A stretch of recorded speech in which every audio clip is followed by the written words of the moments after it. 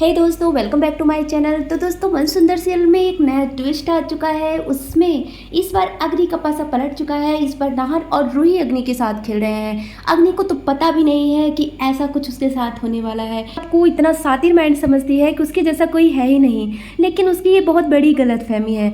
इधर नाहर रूही को जो घर से निकाला हुआ था, ये रूही और नाहर की खुद की प्लानिंग थी, क्योंकि नाहर को पहले से ही पता हो गया था कि अग्नि को हमारे ऊपर शक है। तो रूही ने नाहर को सतर्क होने के लिए बोला था कि अगर ऐसा कोई सिचुएशन प्रॉब्लम आता है नाहर जी, तो आप मेरी साइड ना लेकर के आपको अग्नि की साइड लेना पड़ेगा। तो नाहर ने वही किया, अग्नि का साइड लिया। नाहर रूही को जैसे ही घर से बाहर निकालता है, अग्नि की खुशी की तो सीमा नहीं रही। वो क्या करती है, वो नाइट डेट प्लान करने लगती है कि आज हमारे जीवन से रूही निकल चुकी है और हमें नाहर जी के लिए उनके दिल में जगह बनाने के लिए कुछ तो करना पड़ेगा। तो एक नाइट डेट प्लान करती है। जब अग्नि सब कुछ डेकोरेट कर रही होती है, तभी वहाँ अचानक नाहर आता है और नाहर उसे गले लगाने के लिए बोलता है। इतने पे तो अग्नि बहुत ज़्यादा खुश हो जाती है। उसे लगता है कि नाहर जी आज पहली बार मुझे इस तरीके से बोल रहे हैं, जबकि वो नाहर नहीं बल्कि दादी रहती हैं। वो तो अग्नि का वहम रहता है। तभी वो वहम वाला नाहर अग्नि को आई लव यू बोलता है। I love you Roohi. जैसे ही रूही का नाम होता है, वैसे ही अग्नि चिल्ला करके उसे धक्के दे देती है। और गिरती कौन है? दादी जी। वो दादी जी रहती है जिनके कमर में बहुत ज़्यादा चोट आई रहती है। तभी वो चिल्लाने लगती हैं कि तुम्हारा दिमाग खराब हो चुका है, तुम आज ही नाइट डेट प्लान ही करती रहो। दादी अग्नि से बोलती है कि रूही जा चुकी है, अब तुम अपने मन में ये सब वहम मत पालो। तुमको तो नाहर की लाइफ में, नाहर की ज़िंदगी में जाना है, उसके दिल में जगह बनाना है। तभी अग्नि वहाँ क्या करती है, वो नाहर के पास जाने लगती है कि इधर रूही अपने घर पहुँच चुकी होती है। उसे दादू, पिंकू, जूही सभी लोग देख करके बहुत ही ज़्यादा खुश होते हैं कि आज कितने दिन के बाद हमारे घर रूही आई है। और जूही के पास जैसे ही वो अकेले बैठती है, तभी उसका निगाह मलिष्का भाभी के फ़ोटो पे जाता है। फ़ोटो पे माला चढ़ा हुआ रहता है। तभी वो बोलती है कि ऐसा कुछ हो गया और जूही तुमने मुझसे बताया नहीं।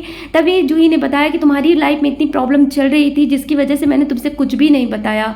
तभी वहाँ पे अचानक नाहर जी का फ़ोन आने लगता है। तो रूही बोलती है कि ऐसा कर जूही, मुझे बहुत बहुत प्यास लगी है, तुम मेरे लिए पानी ला। तभी उसके बाद जूही पानी लाने चली जाती है और रूही नाहर जी से बात करने लगती है।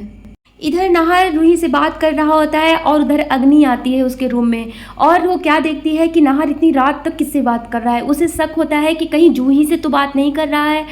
तभी अग्नि आगे बढ़ने लगती है नाहर का मोबाइल देखने के लिए, लेकिन नाहर कुछ ऐसा प्लान करता है जिसकी वजह से अग्नि नहीं देख पाती है। फिर अग्नि बोलती है कि नाहर तुम अभी तक काम पे लगे हो अपने।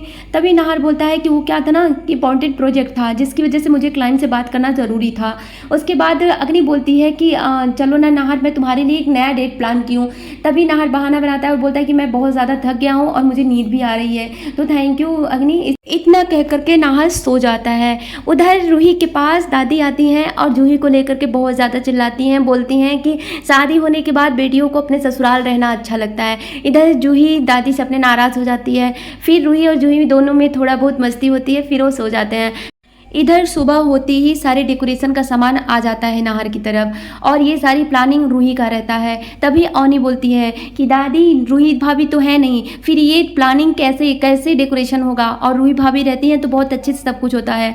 तभी दादी औनी को चिल्ला देती हैं। औनी थोड़ा नाराज़ होती है। फिर वो अपने मन में सोचने लगती है कि रूही भाभी तो ऐसा कभी कुछ नहीं हुआ था कि वो घर छोड़ करके चली जाती, फिर ऐसी कौन सी बात है जिसकी वजह से वो इस बार घर छोड़ के चली गई। ये सब बातें अग्नि सुन रही थी। तभी